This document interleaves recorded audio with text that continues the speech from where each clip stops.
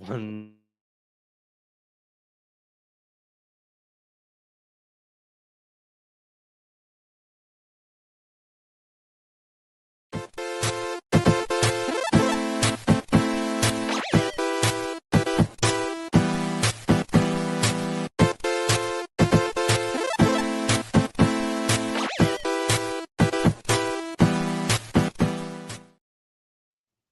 Is in the house.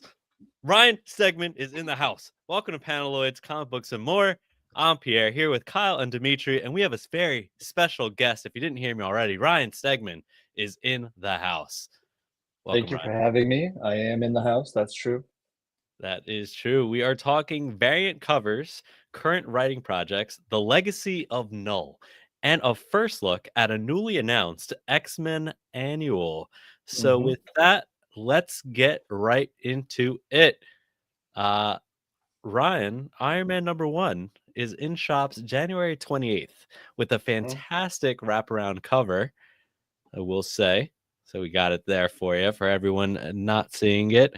Here we have Iron Man on the front with a few characters on the back. We have Madame Mystique or Madame Mask. Sorry, Mask, yeah. Madame Mask. You got War Machine and then a few other characters there, which I'm not going to name because I'm probably going to mess them up. So, yeah. Do you have Good any job, input? Do you have any input on the suit design there? I actually did not. Carmen Carnero, I think that's how you say it, or Carnero. It came to me fully designed. So yeah, I mean, it's kind of funny.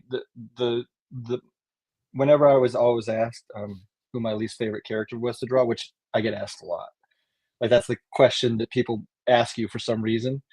I always said Iron Man because he's kind of like, uh, you know, mechanical and it's hard to make him move a lot. But the truth is, I actually kind of enjoy it. It's just my stock answer. So they asked me to do these covers, and I said yes because I was like, kind of face your fears type of thing. Yeah, well, you faced them and you crushed it. Then I will say, I mean, I am a big fan of all your covers, so Thank you, this appreciate just that. adds to it. I was telling Kyle off camera that X-Men covers have been perfect. I think there's one Thank you. specifically, Magneto. If anyone knows which one it is, it's sick. I'm not going to say more, Is it but the one where he's putting all the stuff together? yeah, that's the one. Yeah, you knew That it was too. fun. You knew it was good. You knew it was good. So the #2 variant, Mhm, you have this, which is the mhm, cover A, which is a mhm. reflection, and then we have this variant. So there's a story behind it. I was hoping you could explain exactly how this came to be because it's really cool, just the way it's like so layered and like Mhm. the art process alone. I'm very curious. Well, so the concept was when he was asking me to do this, and I knew that I was going to do a cover with Madame Mask.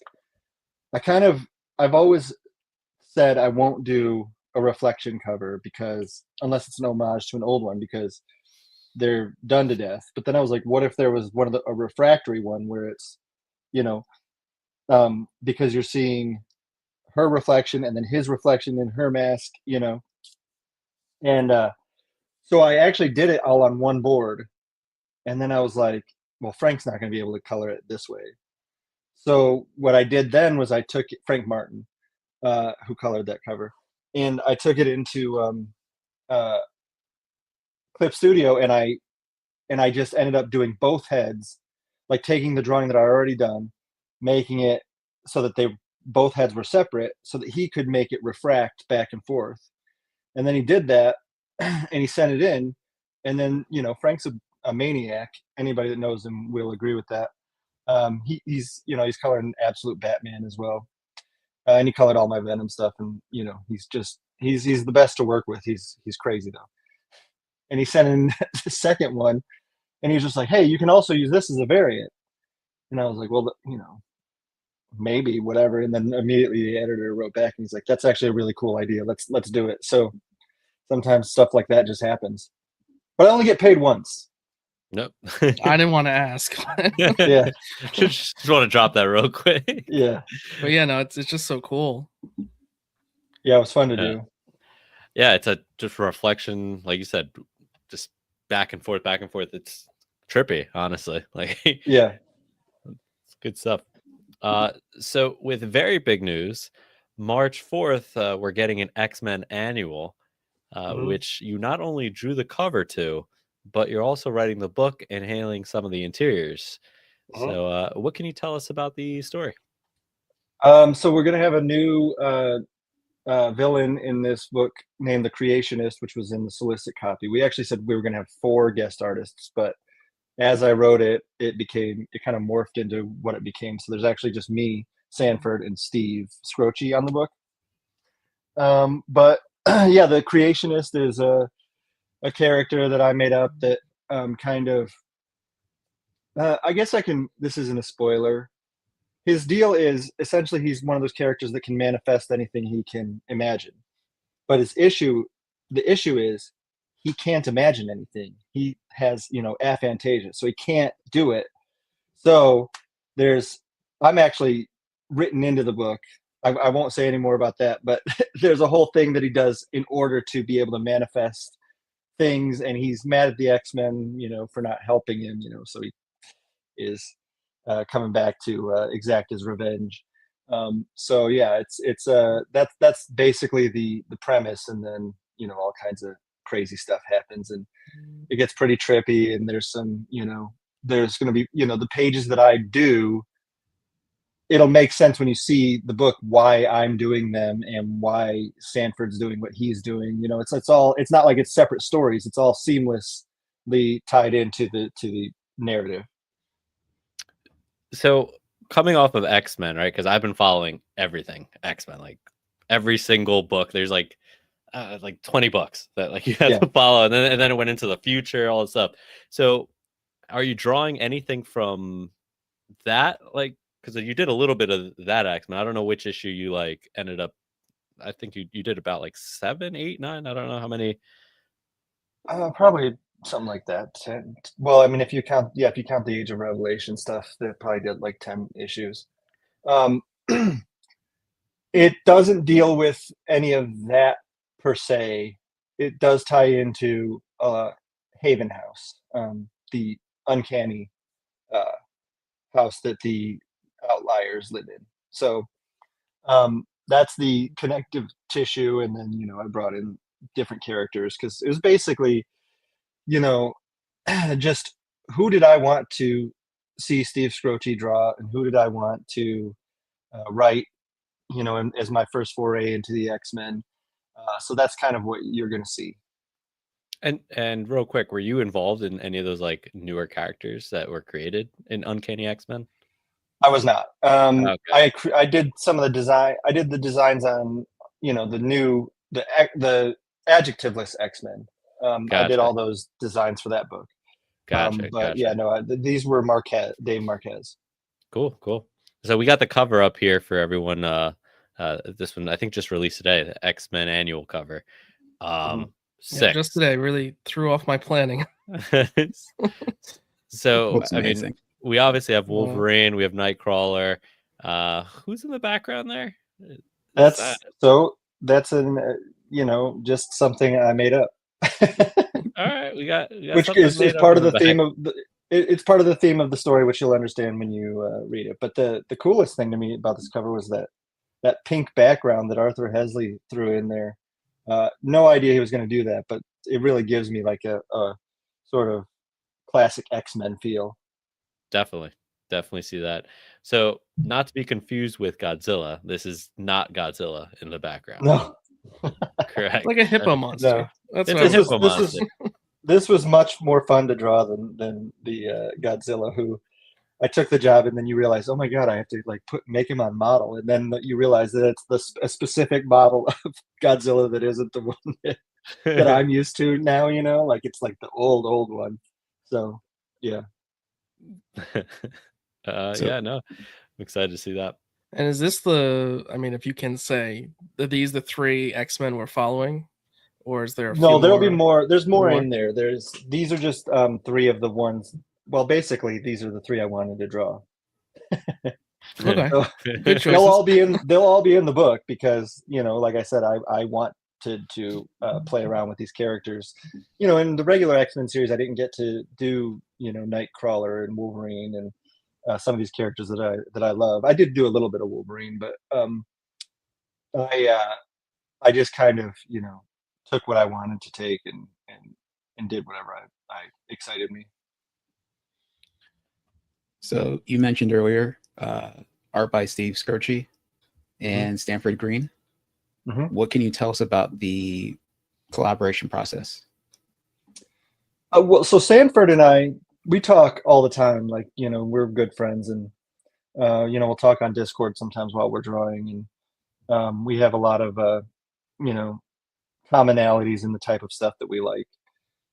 So you know, that the creative process with him was just me explaining to him what I wanted to do, and him saying, "Okay, yeah, I want to do that too." And then Steve, I've never met Steve, but it was just kind of like a pie in the sky. I love Steve Skrochi's work. You know, he did all that stuff with the Matrix, and Maestro's was awesome. You know, like he's a great artist. And I just threw it out there to my editor because I knew he was coming back and doing more comics now that he kind of like wasn't doing.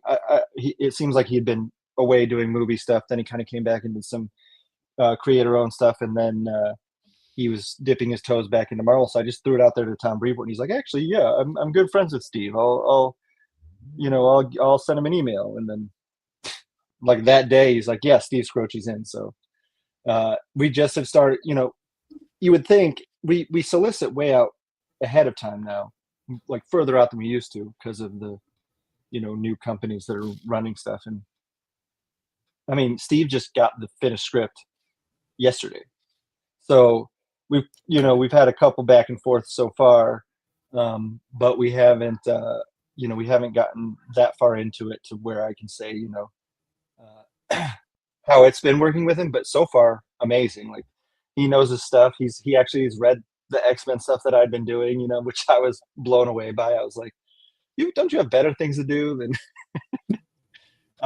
but no, apparently, you know, he said he keeps up on everything, so that was pretty neat. Here comes my martini. Ah, right on time. Yeah, thank you, The dear. martini order. We have a few questions for her actually about how the drink was made and the ratio of alcohol. Yeah, they have questions for you about how the drink was made. I'm just kidding. She almost came back in too. She was like, "Oh, okay." Her moment to shine. I know you can't say much, but I'm super curious about the Creationist. So, anything else you could hint at? I mean, we don't even know what they are, what they look like, anything. I mean, you've been known to make characters resemble me slightly, so I'm just curious of what I would this say, is. I mean, I don't even know what he looks like yet. I've described him to Steve, and I've given him different avenues for how we can make him look, but we don't have. I haven't seen him yet. You know, I'm gonna let really Steve cool, do actually. it. Yeah, I mean, this is what comic books are. Part of the excitement of it is it's so like it's just we're just creating stuff in the moment, which every other medium, you know, there's so many barriers to the creation process, and such committee. But really, it's just going to be me and Steve like throwing ideas back and forth until we have this new guy. And yeah, I mean, I'm super excited to see him, honestly. Yeah, I think we all are. Speaking of X-Men, in shops December 31st, X-Men Age of Revelation finale #1 is coming out. Can you tease some of your finale pages and what readers can expect to see? I mean, I got to do some really cool stuff in this one. This one was just, you know, action, which is, you know, what I like to do. I know that there's like one of my favorite pages in it involves Wolverine. Actually, several of my favorite pages involve Wolverine in this issue. And I don't know, it's so hard to know what's even come out because I see this stuff. I have to be so careful. But yeah, no, I mean, some really good like apocalypse stuff, you know, like just all kinds of, you know, people stabbing each other, and it's very bloody. And you know, I think it's an excellent finale. Oh, and there's actually the ending of it has a really great uh, little twist that I'm excited for people to see, because I was kind of blown away by it when Jed sent me the script, because it's really out there and really really fun. Yeah, I'm saying nothing, by the way, as if you can't tell. We're excited either way. I'm excited. I mean, I'm following every little bit of all this, so Mhm. I love all the future stuff. I love all the characters that were created, and then we're seeing them now older. Yeah, like here Mhm. we have the cover. We have our new character. I forgot his name. Think is he Revelation? Is that his name? Yeah, that's Revelation. Yeah, that's Revelation himself. And then you have Cyclops. That's old man Cyclops, if you will. Mhm. And then you have a couple people that are just laid out behind him. Kid Omega, who's like old Omega at that point. I'll tell you a funny story about Cyclops' design, which was um, I forgot that this happened, but I was on a panel with Revort, and me and Jed were on a panel with him, and he said this. Somebody was asking about the Cyclops design or whatever, and he said, actually, my initial thought, what I pitched to Ryan and Jed was uh, that it would be the future, and he has control of his powers, so he doesn't need the visor anymore. And he said, and they never said a word. They just ignored me and put a visor on him, like an even bigger visor. And I was like, that did happen. I forgot about that. I forgot how Jed and I privately were like, we're not doing that. He's got to have the visor. It's Cyclops, man. You gotta have the visor. I love the costume, and I think all the future costumes look sick. Like I think Yeah, I it's had a great time doing that stuff, because it's just you know, there's sort of a when I was doing the present ones, I still, you know, I really like my Cyclops design. I like all the designs for different reasons, so but badass. you're a little bit more conservative, because you're doing this sort of classic look. You want the classic look. With the future stuff, I was just like, this is just whatever I want. That's what it's going to be, you know. And obviously, I the other guys had input, but I didn't feel restrained by anything. I was just like, what do I want to see these people look like in the future? Yeah. I love that everything's kind of centralized around him, because you're able to see him in a lot of like cool action sequences. Like you really like went all out with him. And I love it. For Like, sure. oh, top tier, Thank top you. tier. So we are getting some other stuff. So we're getting a nullified variant for the Will of Doom #1. So I don't know if Kyle has that picture. No, Nope. didn't get that one. Sick. If anyone's seen that one, I don't believe that's necessarily happening in the interior of it. Maybe it is. Yeah, that's more I'm of a looking at you, variant Ryan. program where everybody's nullified because they're Yeah, doing all this null stuff. Yeah. still very cool. And honestly, I would love to see that actually become a thing, because it's such a cool idea. We also have a nullified Godzilla debuting in Right. Godzilla Destroys the Marvel Universe #5. So have you been reading any of that, Ryan? I don't know if you followed the actual. No, it's No, crazy.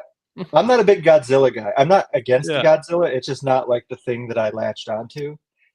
So, like this cover looks hilarious to me, because just the angle on Godzilla. I mean, that's what he looks like. Like I used a toy model of it to like make sure it was right, because they're gonna, you know, they will, you know, they want you to go on model. So he looks like this big chubby like. I want this as a alien here. tattoo.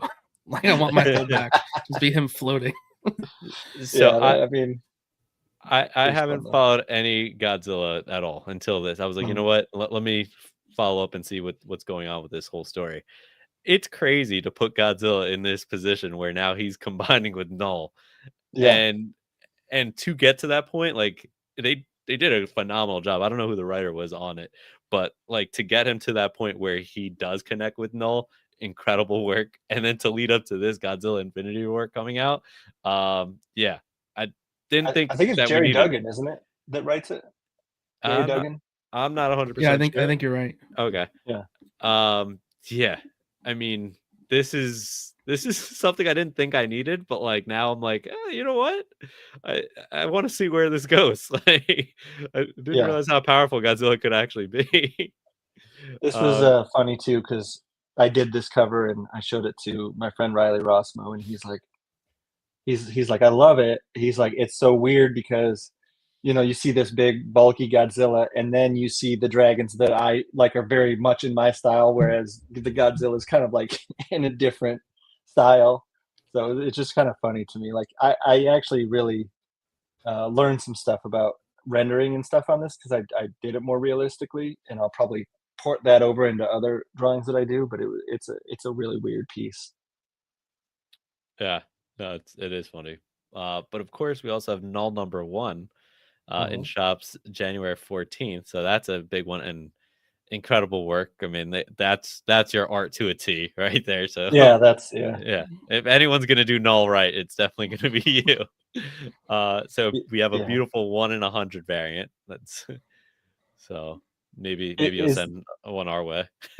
is this this is the main cover though, right? Yeah, so then it's a Virgin is the 1 in 100. Okay. Yeah, the when they, you know, obviously whenever they do anything Null related, they come to me right away. And even when they announced what was it, the Queen in Black or whatever at New York, I immediately was emailing them saying, I'm in, let's do something, you know. So would you be considered Null's father, godfather, stepfather? Like His what? I mean, it's like a my two dads situation. Me and Donnie are his fathers, yeah, Two dads. for sure. Yeah. There you go. Confirmed. Here on Panel Null has two dads.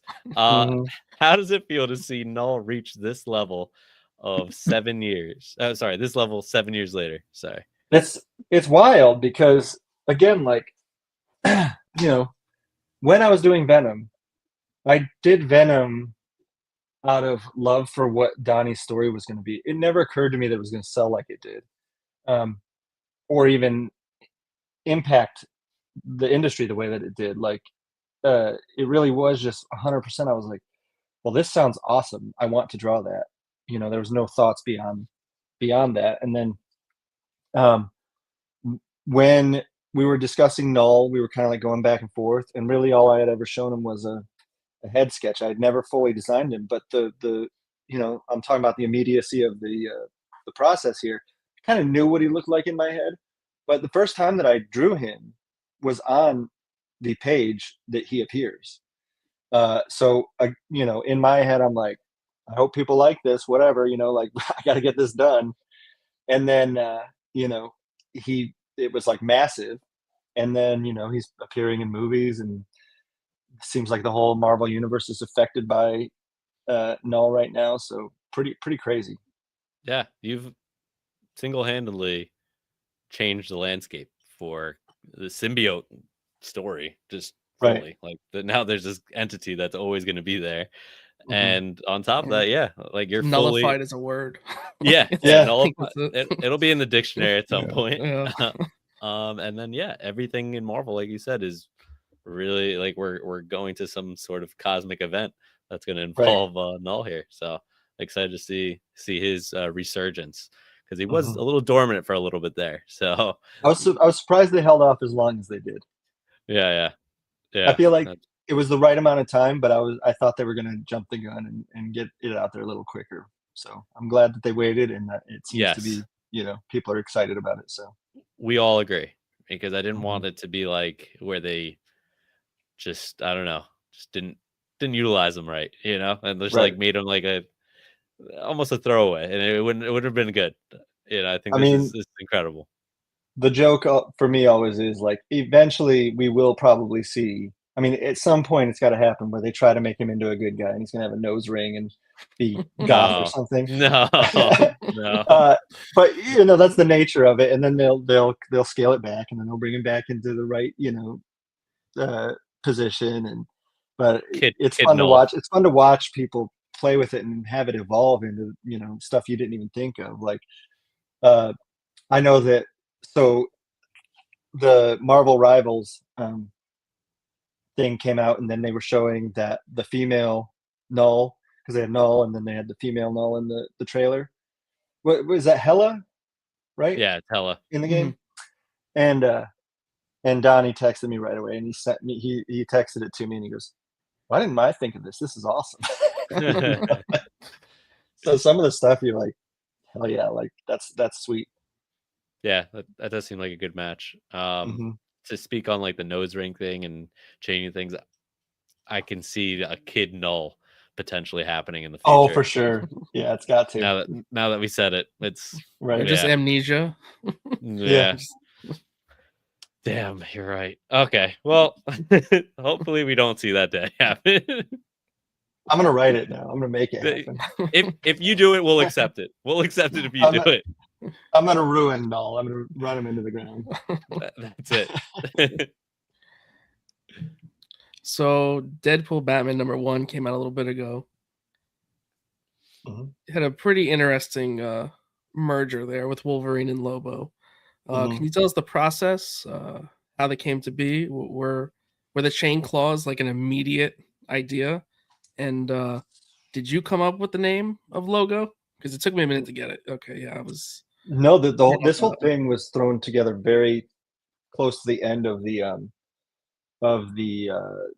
Batman Deadpool book, and the way it happened because I think that DC had put an amalgam character in their book. Is that right? Did you guys read I didn't read the Grant Morrison one. Yeah, they did. It wasn't quite Dark Claw, but it was like a quick Batman Wolverine. Yeah. So what happened there was, I think that they weren't supposed to do any amalgam stuff because that stuff is apparently very legally difficult. And then Grant turned in his script, and they were like, well, we like this script and we want it in there. So then Marvel was like, well, can we do one now, like, just to equalize it? And so all of a sudden they were like, they had Ryan North write the script, and he sent it to me, and it said, it said his name, and then it said he has or the hooks with chains on them as claws. And I was like, well, how would that work? And I couldn't figure it out, like, because I don't want it just to be like he has chains all in his body. It doesn't make any sense to me. So finally I figured out that thing where they go, they're hanging down behind him, and then they come across his arm, and then they go in, and then he can shoot them out. So he's like an ejection device, which I thought was actually pretty brilliant. Thank you very much. Yeah. But I had a very limited amount of time to do these pages, but I wasn't going to turn it down. No way. Like that was so much fun to do. Are we seeing him come back at any point, or do you know? There we go. We got him on there. I'm pitching it. I'm trying to get him to. I'm like, let's get him back. Let's do more with him. So how would you use him? Would it have to be like in a merger at that point? I guess so. I mean, it's probably impossible. But that I did name that one bar that he's at, the Obituary Bar. That was my addition. And I already have a plan on where the Obituary is going to appear in another book. So, at least we'll say, well, this place exists in the Marvel universe. So, Are there any of the big two that you potentially have a story for, from the big two, rather, that you have a story for that you'd like to do one day? Yes, and I'm doing it, so I can't say more. Oh, wow. I had a feeling we were going to get that answer. Breaking news. Where's the yeah, I mean, so the annual is not the only thing I'm writing. That was the thing. I wrote that recently, but I'm now focusing on my next project, which I will be writing and drawing, and it's stuff that I want to draw and want to create. So, but I can't say much more about it other than that because just giving stuff away. So, but you're doing both. So, this one I'll be drawing and writing fully. Okay, yeah. That's time consuming. I mean, the letter of their first name. Gotta give it away. All right. But one letter in the name. Any letter in the name. there's so many. Oh, that's a hint. Yeah.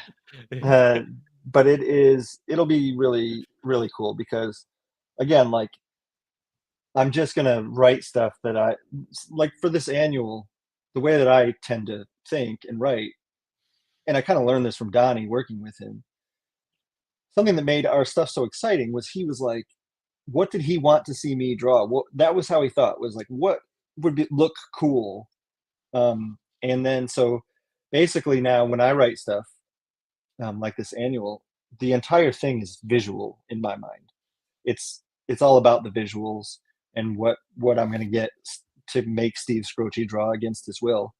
And the same thing when I write for myself, it's like, oh my God, I can do anything. So like, there's not going to be anybody sitting at a table. There's not going to be anybody, eating dinner. This is all going to be stuff that I want to, draw and excite myself with. I like it. Like it a lot. I think that's what I really enjoy about your art and your writing. So Yeah, which we'll go into a little bit because I definitely want to Mhm. talk about the missionary a little bit. But All right. Kyle, I'll let you go before we get into that. Oh, thank you. So it's more of a general question, but I'm just kind of curious how much of your work is digital versus traditional. Is traditional strictly covers at this point? Or is it not even covers or No. commissions? I do digital layouts, but everything I do is traditional. Okay. I guess I have done a couple, like sometimes I'll do, I like to do free covers for friends that are doing like image books and stuff like that. And I don't want to charge them. So I will whip them up something and I'll do that digitally. But pretty much everything is traditional. I do enjoy doing digital stuff, but um, I sell original art as a big part of my income. So, Mm. and I mean, the tactile thing is just feels great. It feels, you can't really replace it. So basically, I will every once in a while I get a bug up my butt to play around digitally, and I go and I scratch that itch, and then I'm like, okay, I can, and I go back to my traditional tools, and I think that we're in a weird time where um, AI and all this stuff is happening, and there's never gonna that's the you can't replace it, right? You can't replace original art because you can't just like print it out off of a printer, right? That's a whole different thing. Like the actual artifact, the page that I worked on, um, to me is important because it's like proof of life or something. You know what I mean? So Yeah. I'm very into traditional stuff. That's really, I know I've heard you speak on it before, but that was like years ago now. So the fact that you're still that's impressive. That's really cool. I mean, like there's, all right. I'm gonna name drop. I've had one conversation with Frank Miller in my life, and it was me and Steve McNiven were talking to him, and we started talking about digital comic art, and he said something that I had thought, and but he kind of like crystallized the thought, and it was in only the way that Frank Miller can, but it was, he said, I don't want to see people trying to do stuff that looks traditional digitally. I want to see what the digital tools can do. So do stuff that looks digital or use the tools in a way that you couldn't use traditional tools. And so to me, there's some artists out there that are doing that, and like Pepe Larraz, for example, does a ton of his stuff digitally, and he has a look that it would be really, really hard to replicate traditionally. And I think that is, to me, is like, that's like the holy grail of digital. And I think that they both have their merits. And if my income wasn't attached to traditional art, I'd probably dabble more in that arena.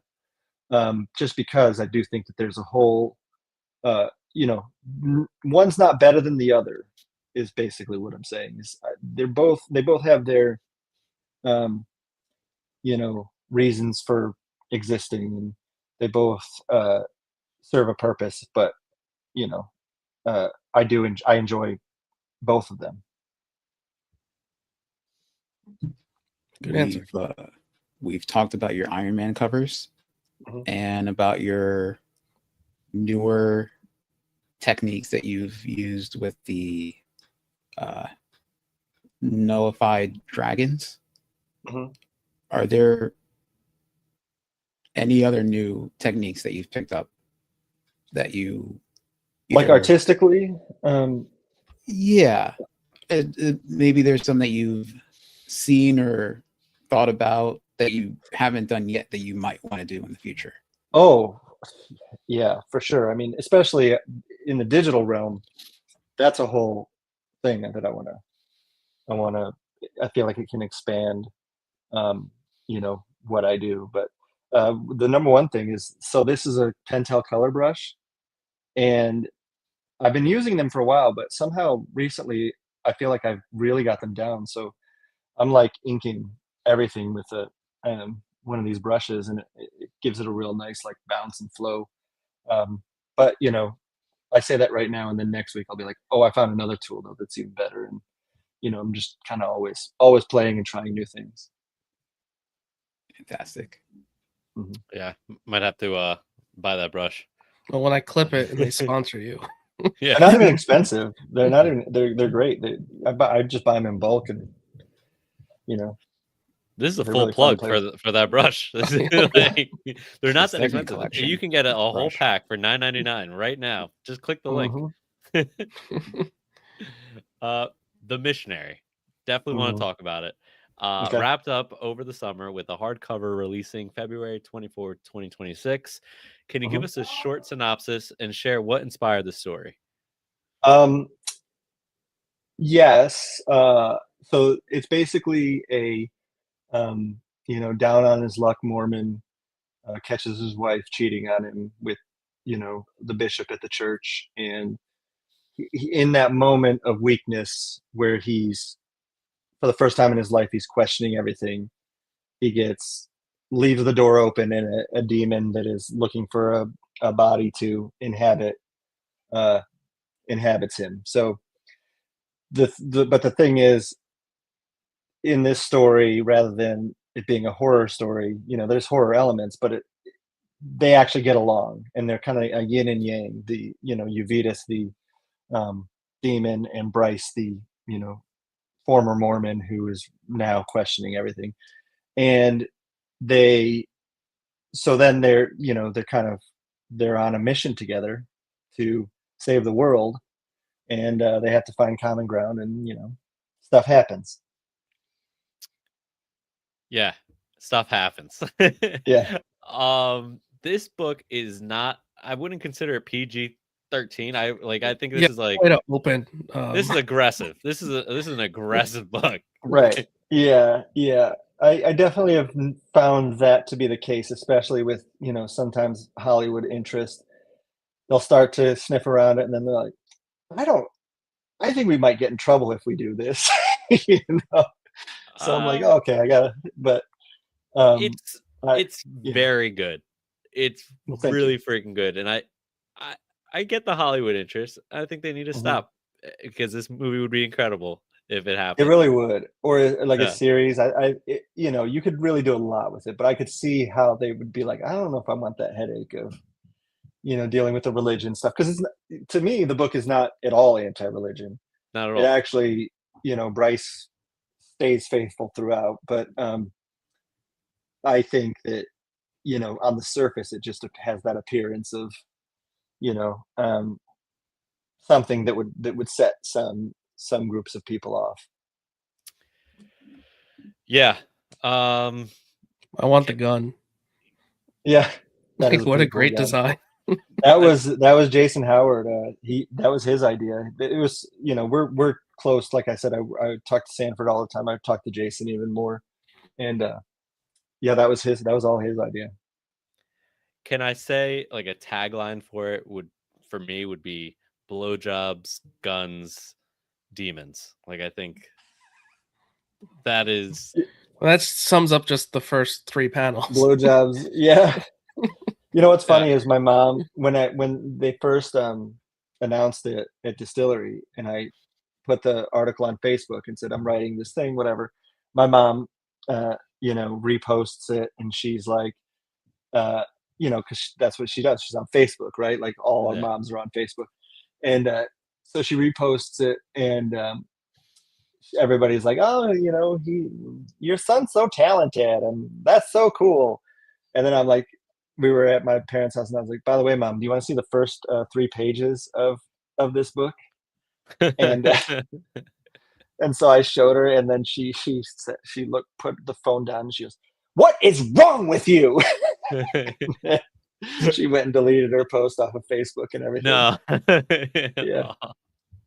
Oh man, it's so good. It pulled me in like right away. I was explaining it to a coworker because I had to like graphically tell him like what I just went through. I was like, this is amazing. Like you need to read this. Like Yeah, I mean, it was I had a blast doing it, and I want to do more creator-owned stuff like that. And I can't wait for the trade to come out because I know that that's supposed to be somewhat soon, but I can't wait to have that whole, thing in my hands.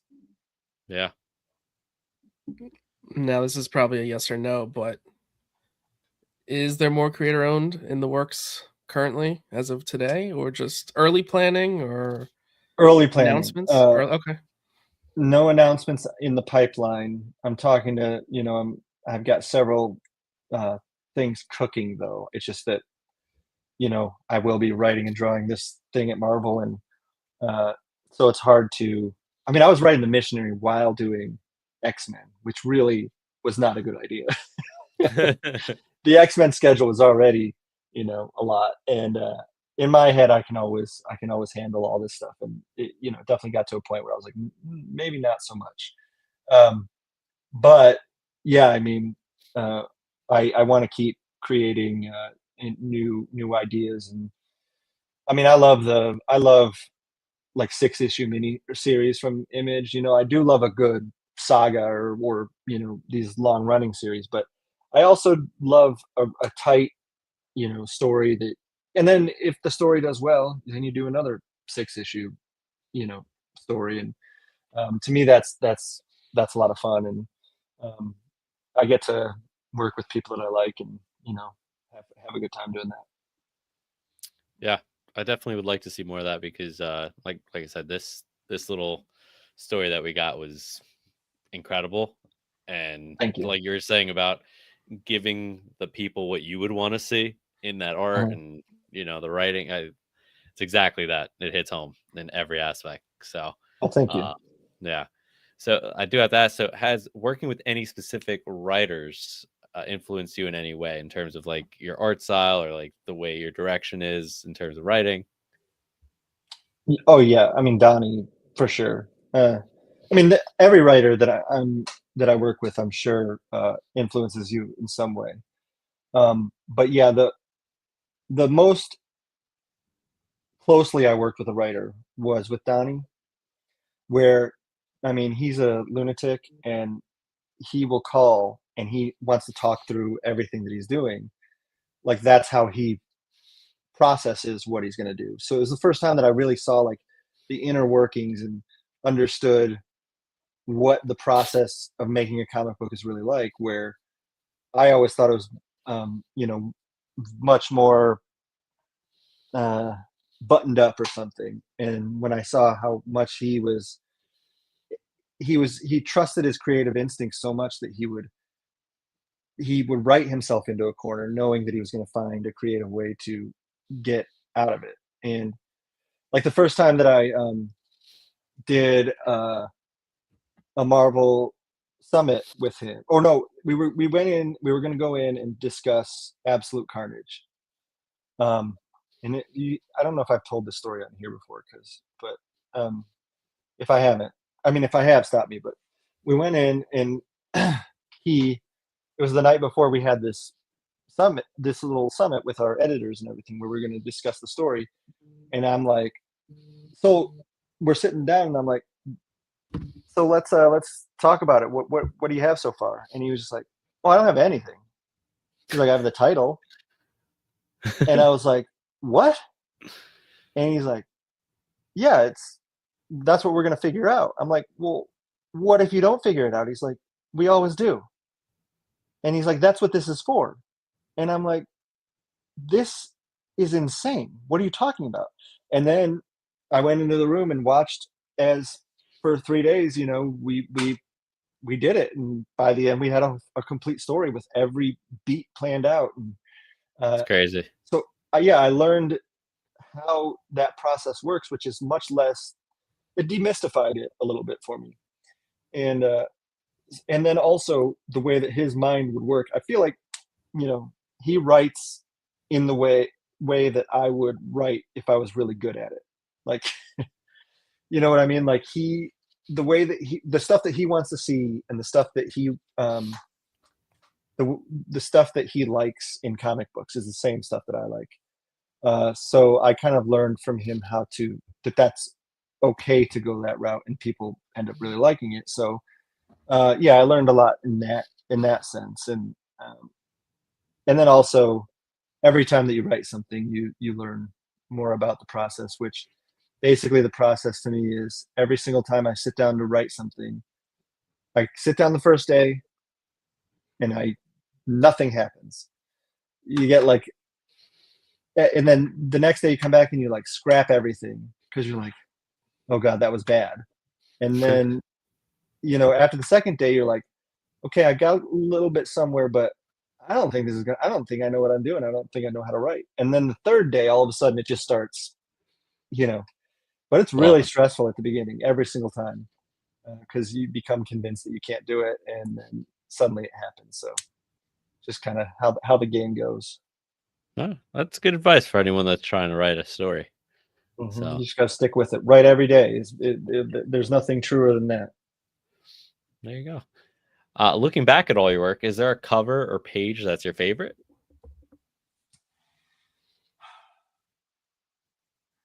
No, because there's things I like about some that I, more than others, but I can't really say like this one specifically it epitomizes everything that I do, Like I really like I did a Daredevil cover. I mean, I just posted a new one, but there was the one with Daredevil and Elektra that I think really came out great. And so like, I'm always proud of that one. When I see it, I'm like, that, I guess I do kind of know what I'm doing. There's some Spider-Man, I'm proud of the Superior Spider-Man #1 cover, just because it really like was everywhere. And the Venom #1 cover, like, I guess that might be more of what it is the nostalgia tied to it is more important to me than the actual abilities that are on display. You know what I mean? Like, if it's tied to a good memory, then those things I tend to probably hold up in higher regard. We have Stephanie Phillips on TikTok saying it's Ryan. He's a friend from work. It's funny. It's like you summoned her mentioning the Daredevil cover. Oh yeah, she's watching on TikTok. Yeah, we'll be talking to her very soon too. Yeah, she's great. I'm super excited for that series. I think it's gonna rule. I've been a long time fan of Lee Garbett as well. Do you have any covers on that? Yeah, #1.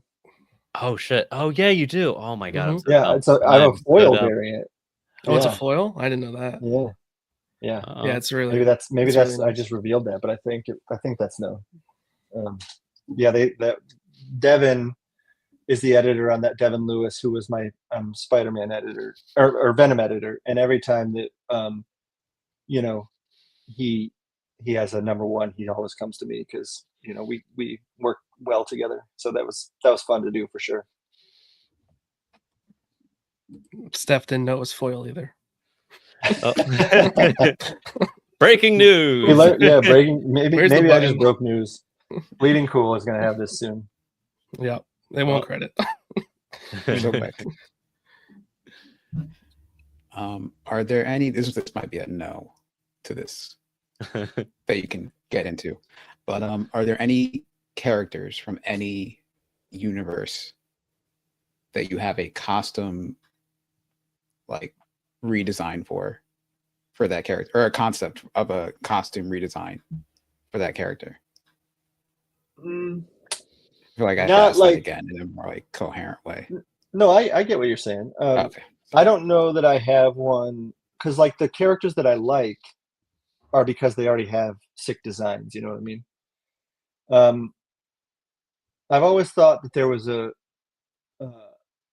mean, I do like the red Flash costume, but always felt like there was a way that it could be even cooler. So maybe I would say the Flash. Um, but you know, I'd probably do it, and everybody would say, "No, that's not as good as you think," and then they'd go back to the original. So you never know. Still gotta do it. Yeah, Just because just so you can say you did it just once. exactly. Yeah, should do it. Last week, instead of hanging out with us, you hung out with Scott Snyder. Yeah, Can you tell us about that writing class? I mean that was fun. Scott has a lot of viewers, and you know he's good at talking about his creative process. And Scott, I would say, is another one of the writers who his sort of what excites him in a comic book is the same stuff that excites me. So I actually was learning stuff as well as giving my input in there. You know, like he was talking about momentism, meaning big moments in stories, and that's similar to what Donnie would talk about. You know, I talked about it on that, but it was Donnie would call them his North Stars. Here's a North Star that we got to get to. Here's, you know, and Scott said he's said the same thing. You know, like he has the same sort of way of thinking about it. Like you build and you build and you build, and then you get this big release of the big moment. And yeah, I mean, I just was kind of like taking that in, like, you know, that is the writers that I like always seem to have that thing about what they do where it builds to this like you know, crescendo of, and something happens in it that you remember for the rest of your life. You now are that writer, Ryan. You know that, right? You're doing that for people. I hope so. I mean, you know, you never know how stuff's going to connect. I mean, like there's definitely a charisma to writing that I think that if you have that, then you're going to connect more than somebody whose writing is a little colder. And that's all I want is sort of like the ability to draw people in. And if it's any good, you know, I hope so. But I think that you know that's just something to strive for. I think that's a good way to put it, because you do bring a lot of charisma to your characters and your writing style, and like just it flows very well. Like it Thank you. you get attached to the moments, the people, the dialogue. Perfect. I appreciate it. Gotta ask, this is a fun one, so this is easy. You don't have to think too hard on this one. So it's a good thing you're drinking your margarita. Would you rather fight one Hulk-sized Roger Dalton, aka the Schlub, or 100 tiny nullified Godzillas?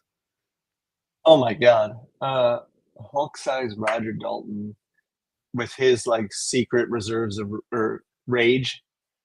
I think I'd have to go with the Godzillas with their little chubby legs running around. I feel like I could outrun them, or you know, step on them or something like that. Yeah. Okay. Solid answer. Solid answer. All right. Before we let you go back to work, I have to try one more time.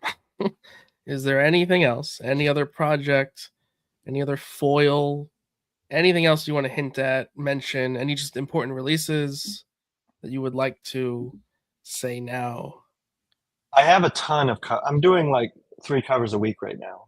I'm actually done with my X-Men run, other than the annual, and then basically, yeah. In the meantime, I've been doing covers to, because I love doing covers, while I write the other things and get the other things up on their feet, and then I'll start drawing the interiors on the other thing. And then, I kind of enjoyed the time that I have off around the holidays right now. X-Men was a stressful job. That schedule is not for the faint of heart. So I've been really kind of like kicking back, but at the same time, I can't, when they offer, say a Moon Knight cover, I have one of those that you guys will see soon. I'm looking at the Knull #4 cover right now over here on my the scan of it. And the live is over. I'm trying to see it. I don't see it on my screen yet. Just saying. Yeah. I've got so many that you guys haven't seen yet. So, yeah. Very exciting. I'm not a completionist, but I have a lot. So one day I'll hunt every single one down. But thank you again. Thank you. Always a pleasure. Don't tell anybody, but you are still my favorite. You are absolutely my number one. I appreciate that. You're almost every other thing I have hung up around me is kind of yours, if not art or print. So, but yes, I mean, I thank see you. down in Dimitri's box, he's got the Yep. That's right. cover. That's from Yeah. Philly. Fan Expo, I don't know, 4 years ago. I still got that one. Oh, hell that. There yeah. it is. Yeah. So I have one of those too. I think it's the first time we met you at a convention. Might have been I think special so. edition. If you remember those, that little New York Comic Con spinoff. That was like 10 Oh years yeah, ago. that was a long time. I think ago. there was only Yeah, 2. that's like 10 years ago. You've probably been my favorite since then, like since that. Well, thank you. So Appreciate that. but yeah, I'm done Absolutely. being a mush. That's all. I do see one question that I want to answer. For the missionary, what kind of research did Ryan do about demonic possessions and sexual deviance? None. On demonic possessions, I mean, I've seen that seems to be a genre of movie that I like, because it's like the one thing that actually scares me. Or at least it used to, when I was younger. Like that would really get to me. And then sexual deviance, I mean, Come aren't we on. all deviants? We're all deviants in some way. Come on. Yeah, we are. Yeah. There was no necessary, deviance. So, or research at least. So that weekend in Bali meant nothing to me. No, that meant a lot. No, I do appreciate that. That's great. Well, guys, that's all for tonight on the panel. I can't even say it. That's all for tonight on Panelloid's Comic Books and More. Next week will be our last regular live stream of the year, because the one after that on 12/24/25 we'll be dropping our interview with Stephanie Phillips, talking about her Daredevil #1, which, Ryan, as we mentioned, you have a badass foil variant to. And for the last show of the year, New Year's Eve, we'll have a special best of episode, picking our favorite books of 2025. Ryan, you're probably on that list. Ryan, thanks again. Paneloids out. We're out. That's it.